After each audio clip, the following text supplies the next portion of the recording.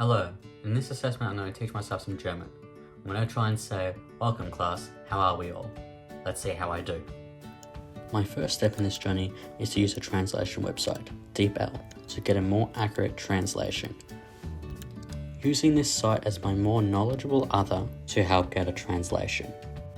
Though I made sure to check with a dictionary just in case there weren't any mistakes within the translation on the website.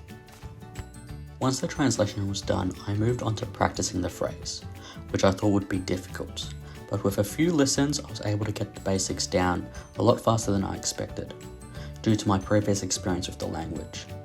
A prime example of cognitive constructivism, using previous knowledge to build new skills using past experiences as a framework to guide me.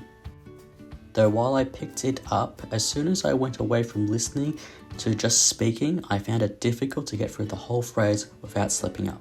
Just listening and speaking the phrase wasn't helping me commit it to memory. I had to come up with a different strategy. Using Howard Gardner's intelligent theories, I realized I was only using one, linguistic, something I'm not strong in. So I had to add in some more. I needed a multi-sensory approach to my learning. By applying kinesthetics with simple hand gestures, made a difference with the small parts, as it flowed a lot smoother when I spoke the phrase.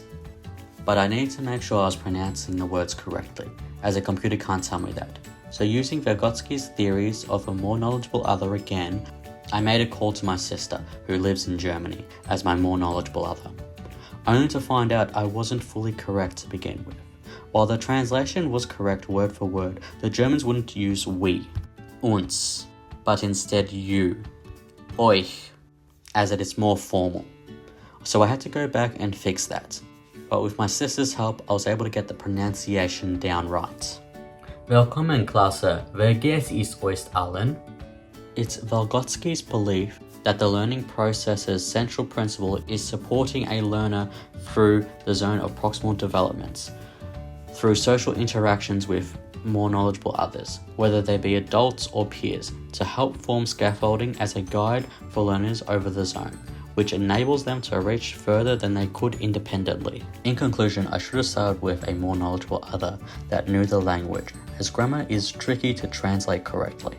So in future, I'll make that my first step. Other than that, what I saw throughout my learning process is how many different theories I touched on to learn a simple phrase. It took a combination of all of them overlapping each other for me to learn the phrase, not just one.